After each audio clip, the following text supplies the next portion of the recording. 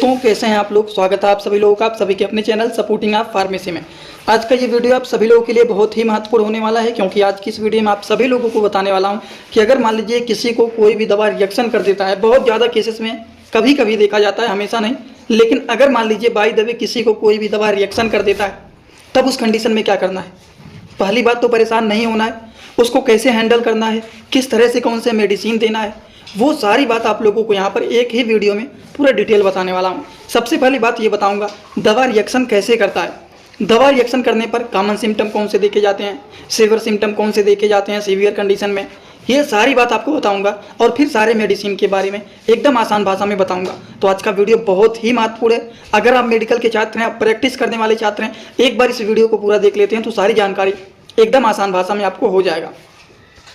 तो चलिए दोस्तों वीडियो को शुरू करते हैं बिना देर के हुए। लेकिन स्टार्ट करने से पहले एक महत्वपूर्ण सूचना यह है कि सपोर्टिंग आप फार्मेसी के इस चैनल पर यह वीडियो बनाया जाता है केवल और केवल मेडिकल स्टूडेंट के नॉलेज को इंक्रीज करने के लिए। तो कोई भी दवा अपने से ना इस्तेमाल करें बिना डॉक्टर की सलाह के। सबसे पहली बात सिम्टम ही आप लोगों को बता देते हैं, जिससे आपको परेशान नहीं होना है कि अगर मान लीजिए किसी को कोई भी दवा रिएक्शन कर दिया है तो क्या क्या लक्षण देखे जाते हैं। लक्षण में देखिए ज़्यादा कुछ नहीं, स्किन पर रेजेस दिखाई देने लगते हैं, लाल लाल चकत्ते जैसे बन जाते हैं, हाइप्स मतलब फफोले टाइप के छोटे छोटे दाने निकल जाते हैं सफ़ेद सफ़ेद, इस तरह के भी सिम्टम देखे जाते हैं कॉमनली रूप से।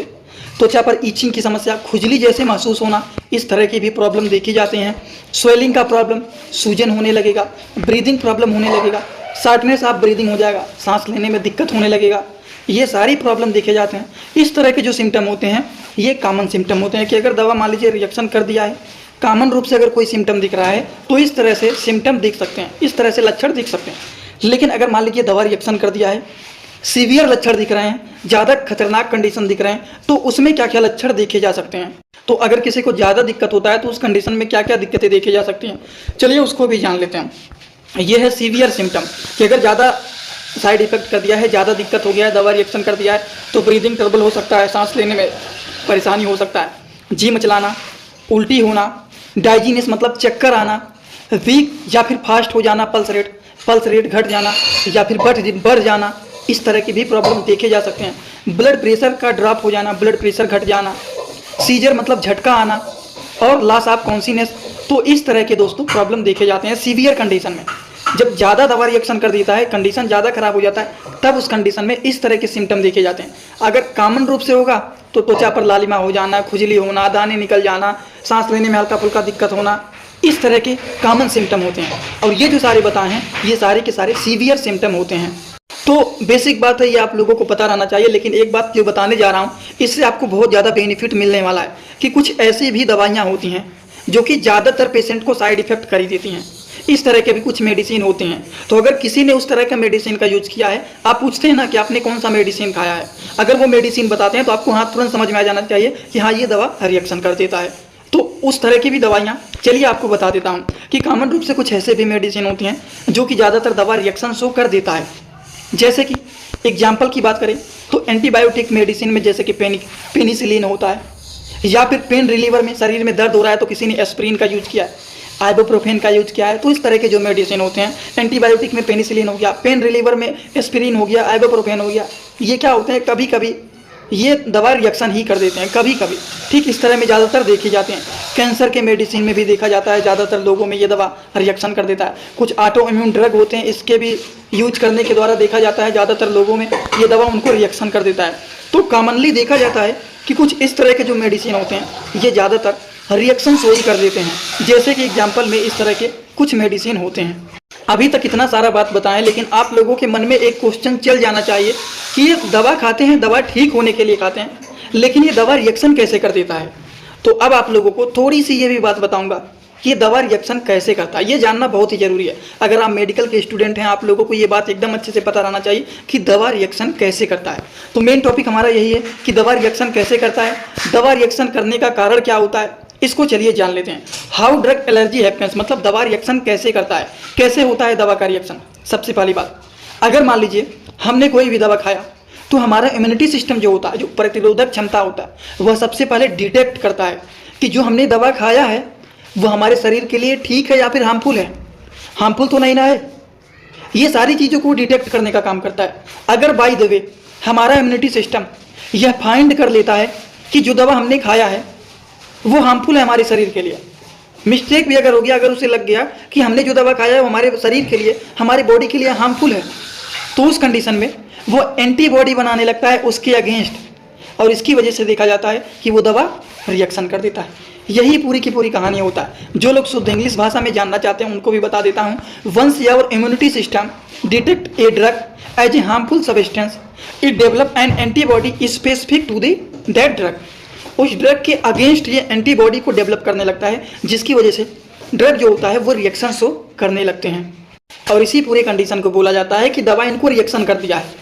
अब आप सोच रहे होंगे कि इतनी बात बता रहे हैं, लेकिन मेडिसिन दोस्तों इसी तरह से मैं आप सभी लोगों के लिए एक बुक बनाया हूं, जिस बुक का नाम है A to Z medicine book. ये दोस्तों जो बुक है ये टोटल 600 पेज का है, जिसमें आप लोगों को टोटल 46 चैप्टर मिल जाएंगे, और साथ ही साथ आप लोगों को 46 वीडियो लेक्चर भी मिल जाएगा हर एक चैप्टर का। ये दोस्तों जो बुक है ये टोटल 499 रुपए का है। ये बुक आप लोगों को व्हाट्सएप पर PDF के फॉर्मेट में दिया जाता है, और अगर आप लोग इस बुक को लेना चाहते हैं, अगर आप मेडिकल के छात्र हैं, प्रैक्टिस करने वाले छात्र हैं, तो आप लोग इस वीडियो के कमेंट बॉक्स में जाना, आप लोगों को एक लिंक मिल जाएगा। जब आप उस लिंक पर क्लिक करेंगे तो डायरेक्ट आप व्हाट्सएप पर पहुंचेंगे, उसी नंबर पर पेमेंट करना है, वहीं पर आपको बुक और पूरे बुक का वीडियो लेक्चर मिल जाएगा। ये बुक PDF के फॉर्मेट में मिलेगा आप लोगों को। जो लोग लेना चाहते हैं जरूर इस बुक को परचेज करें, जिसमें हजारों प्रकार की दवाइयों का नॉलेज आपको मिल जाएगा। बारे में नहीं बता रहे हैं, तो चलिए अब इनके हम बताने जा रहा हूँ ट्रीटमेंट के बारे में, कि इसका इलाज क्या होता है, इसको ठीक करने के लिए किस तरह से मेडिसिन का यूज किया जाता है। ये टॉपिक बहुत महत्वपूर्ण है कि क्या इसके इलाज होते हैं, कैसे ठीक किया जाता है, किस तरह के मेडिसिन, किस तरह के इंजेक्शन का यूज किया जाता है, उसके बारे में अब आप लोगों को यहाँ पर बताने जा रहा हूँ। तो ध्यान से आप लोग इसको पूरा देखना।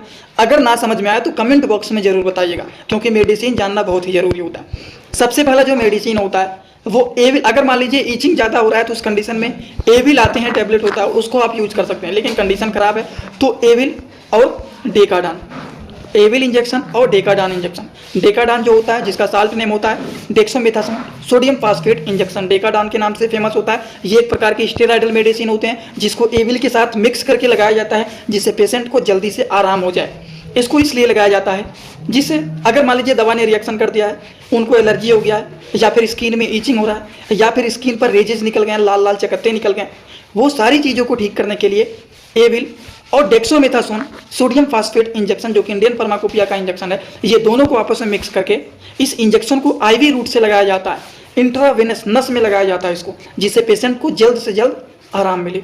इसीलिए इसको दोनों को मिक्स करके लगाया जाता है। इसी तरह से कुछ और भी मेडिसिन होते हैं, जैसे कि ये तो पहला बता दिया हूँ, कुछ ऐसे ही और होते हैं। देखिए जितने सारे बताऊंगा वो सारे नहीं यूज किया जाता है, कोई एक ट्रीटमेंट चलाया जाता है, समझ गए। अब आपको बताने जा रहा हूँ अगला जो है वो है दोस्तों सिट्रीजिन हाइड्रोक्लोराइड इंजेक्शन। ये जो होता है ये QG के नाम से पॉपुलर होता है। 10 mg का ये मेडिसिन होता है। अगर हम बात करें तो इसका जो साल्ट नेम होता है वो होता है सिट्रीजिन हाइड्रोक्लोराइड इंजेक्शन। ये इंजेक्शन क्या होता है, किस लिए इसका यूज किया जाता है? सबसे पहली बात, सिट्रीजिन जो होता है एक प्रकार के एंटी एलर्जिक मेडिसिन होता है, तो ये इंजेक्शन एलर्जी के कंडीशन को ठीक करने का काम करते हैं।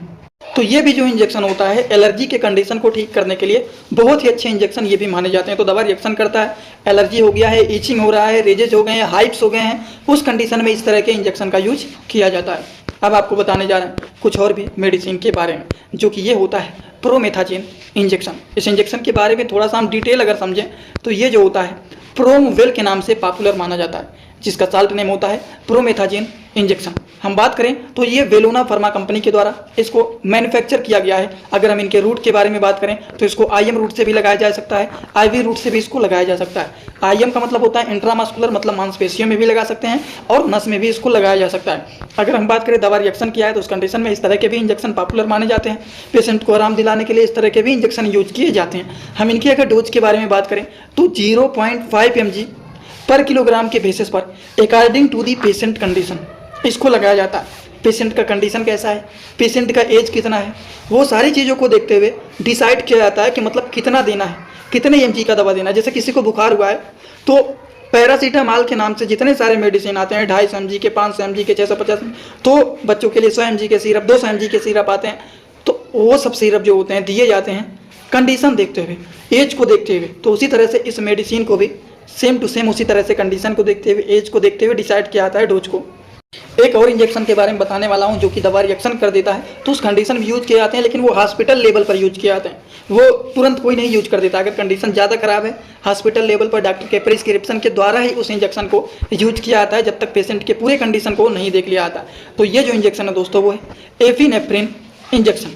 ये इंजेक्शन जो होता है दोस्तों देखिए, ये यूनाइटेड स्टेट फार्माकोपिया का इंजेक्शन है। अगर हम इस इंजेक्शन के बारे में बात करें तो ये इंजेक्शन दवा रिएक्शन के कंडीशन में यूज तो किए जाते हैं, लेकिन this injection use for only hospital level.